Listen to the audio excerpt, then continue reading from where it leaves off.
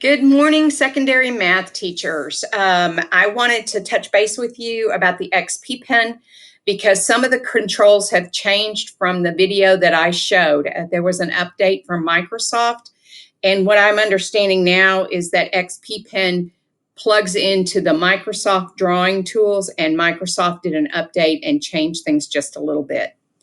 I am on the whiteboard, and you will see that the controls move down here now, and I have the ability to pick a color, and I can still adjust the width of that color, and I can pick colors.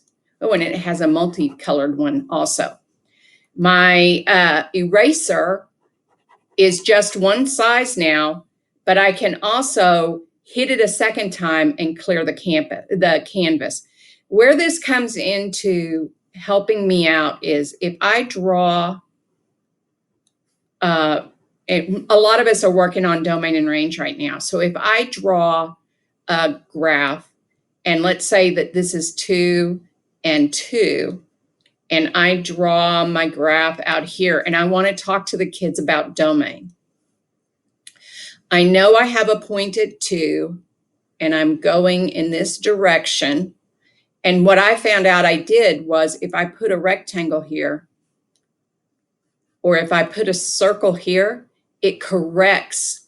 If I draw a good enough rectangle, it corrects to a perfect circle. If I draw that, I got it to do a square before, but it didn't do it this time. So, but some of the geometric figures will be corrected to a really good geometric figure, much better than what I could draw.